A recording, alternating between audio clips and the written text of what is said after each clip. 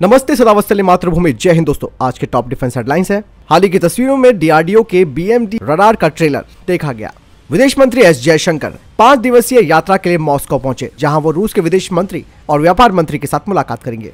भारत के तीसरे विमान वाहक पोत में रोल्स रॉयस का नहीं बल्कि अमेरिका का ही LM-2500 गैस टरबाइन इंजन ही लगेगा। भारत ने अपनी एस्ट्रोनॉमिकल ऑब्जर्वेटरी को लद्दाख में खोला। अस्त्र डिफेंस ने श्री अटल बिहारी वाजपेयी जी को श्रद्धांजलि देते हुए उनके नाम से अटल पिस्टल का अनावरण किया।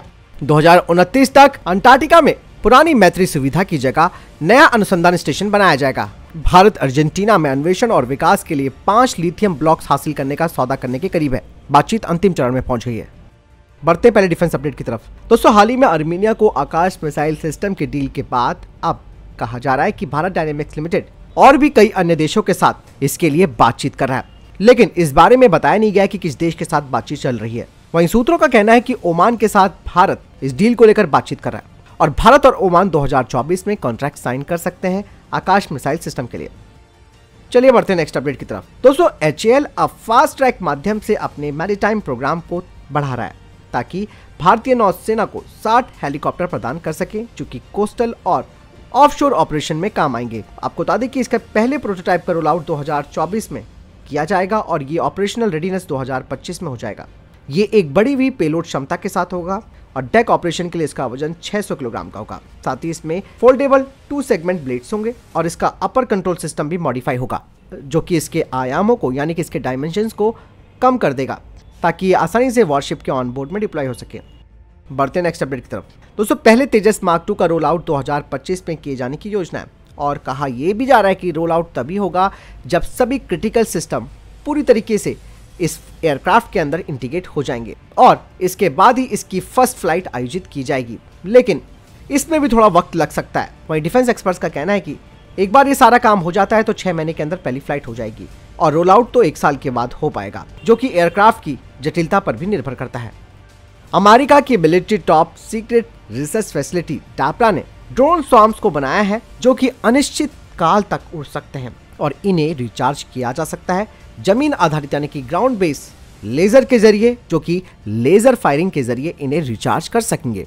बढ़ते नेक्स्ट अपडेट की तरफ। दोस्तों, भारत की युद्धमेलाराम ऑर्डिनेंस फैक्ट्री ने भारतीय सेना की जरूरतों को पूरा करने के लिए एम्फीबियस इन्फेंट्री कॉम्बैट व्हीकल्स का उत्पादन बढ़ा दिया है और ये फैक्ट्री हर साल 120 BMP-2 ICV तैयार कर रही है। और आप सब जानते हैं कि BMP-2 एक सोवियत डिजाइन का इन्फेंट्री फाइटिंग व्हीकल है, जिसका इस्तेमाल भारतीय सेना ही नहीं बल्कि दुनिया भर के कई अन्य सेनाएं करती हैं। ये एक ट्रैक किया हुआ वाहन है जो कि 7 सैनिकों और उनके उपकरणों को ले जा सकता है। BMP-2 एक 30 mm की तोप और एक 7.62 mm मशीन गन और ATGM लॉन्चर से लैस है। BMP-2 ICV के उत्पादन में वृद्धि भारतीय सेना के आधुनिकीकरण प्रयासों का एक संकेत भी है।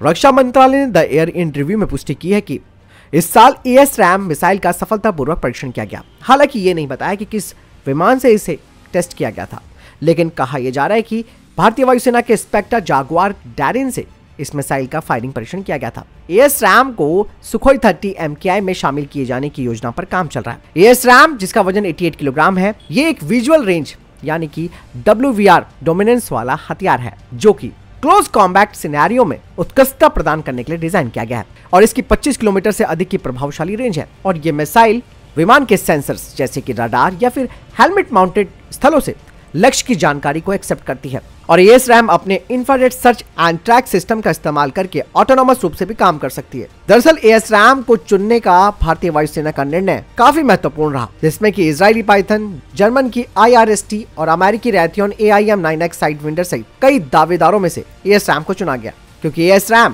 भारतीय वायुसेना के मूल्यांकन पर विजयी हुई थी। भारत अपनी एयर सिक्योरिटी को बढ़ाने के लिए HAL के सहयोग से यूरोपीय फर्म MBDA के साथ टेक्निकल डिस्कशन भी कर रहा है और ASRAAM को भारत अपने स्वदेशी लाइट कॉम्बैट एयरक्राफ्ट में भी इंटीग्रेट करेगा।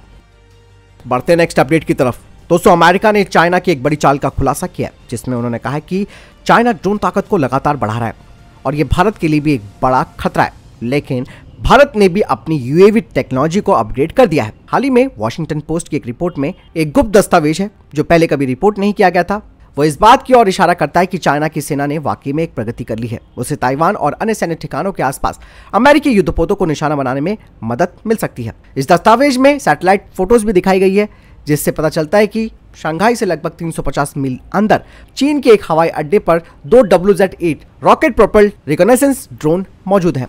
इस रिपोर्ट में यह भी कहा गया है कि चाइना ड्रोन टेक्नोलॉजी का बेहतर तरीके से इस्तेमाल कर रहा है ताकि वो भविष्य के संघर्ष में मिसाइल हमले करने के लिए रियल टाइम का मैपिंग डेटा इकट्ठा कर सके। इसके अलावा चाइना पूरे हिंद प्रशांत क्षेत्र पर नजर रखने के लिए भी अपनी क्षमता को विकसित कर रहा है।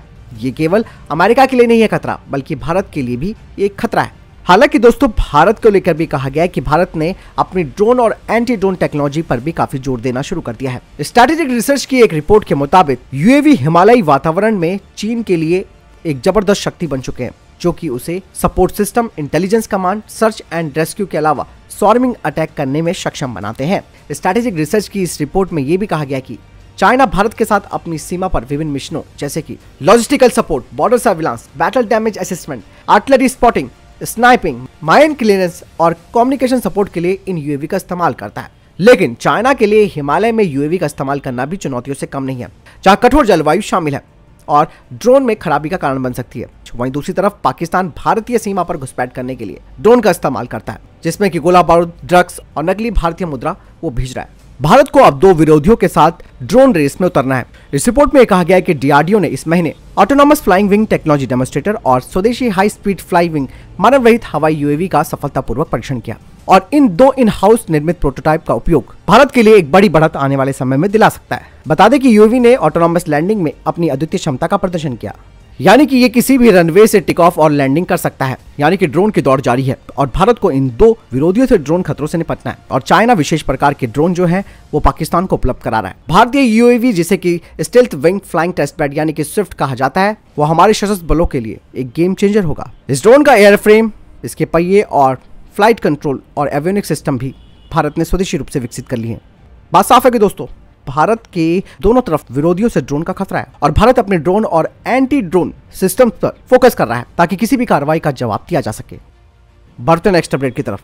दोस्तों, पुंछ जिले में सेना के द्वारा पूछताछ के लिए बुलाए गए 3 लोगों की संदिग्ध परिस्थिति में जो मौत हुई थी, उसके बाद ब्रिगेडियर सहित 3 अधिकारियों को इसके लिए अटैच कर दिया गया है। साथ ही भारतीय सेना ने इसकी औपचारिक जांच भी शुरू कर दी है और इस घटनाक्रम में ब्रिगेडियर स्तर के अधिकारियों को स्थानांतरित कर दिया गया है और सेना ने इस घटना को काफी सीरियसली लिया है।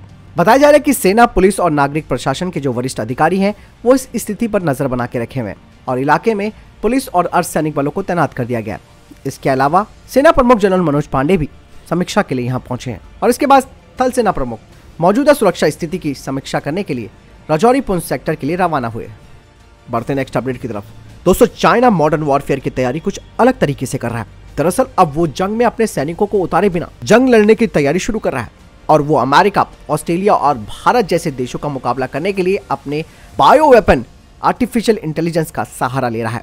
जी हाँ दोस्तों, ये बहुत बड़ी बात है। दरअसल पीएलए ने ब्रेन वॉरफेयर यूनिट तैयार की है और ये यूनिट दोस्तों इस तरीके के हथियारों को इस्तेमाल करेगी जिससे कि दुश्मन के जो सैनिक हैं उनके दिमाग को ये लोग कंट्रोल कर पाएंगे। कहा यह जा रहा है कि चाइना की ब्रेन वॉरफेयर यूनिट चीन के मनोवैज्ञानिक युद्ध रणनीति का एक बड़ा हिस्सा बन गया है, जो कि दिमाग को नियंत्रित करेंगे और उसके बाद दुश्मनों पर हथियार से हमला। चाइना के इस हथियार में दुश्मनों को सुलाने की क्षमता होगी और ये मानव शरीर पर सीधे उनके कॉग्निटिव फंक्शन पर अटैक करेंगे, जिससे कि सैनिकों का ध्यान भंग हो जाएगा और उन्हें जबरदस्त नींद आने लगेगी और इसके लिए ये इलेक्ट्रोमैग्नेटिक एनर्जी का इस्तेमाल करेगा और इन हथियारों से सॉफ्ट किल रेडियो वेव निकलती है, जिससे कि दुश्मन देश के सैनिकों को नींद आने लगेगी और चाइना के सैनिक इस हथियार से अपने आप को बचाने के लिए एंटी स्लीप ग्लास को बनाएंगे।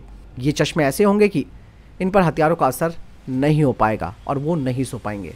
इसके अलावा सैनिकों के बिहेवियर को भी कंट्रोल करने की तैयारी चाइना कर रहा है और साथ ही साथ एडवांस माइंड कंट्रोल वेपन्स का इस्तेमाल भी चाइना करेगा।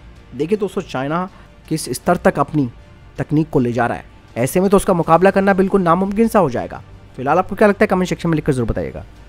तो फिलहाल ये था अभी तक के टॉप डिफेंस और स्पेस अपडेट्स। वीडियो के संबंध में कोई प्रश्न, जवाब या आपका कोई सवाल है, कमेंट सेक्शन में लिखकर जरूर पूछ सकते हैं और वीडियो को लाइक जरूर कीजिएगा, शेयर भी कीजिएगा। मिलता हूं नई जानकारी के साथ, ख्याल रखिएगा अपना। जय हिंद, वंदे मातरम।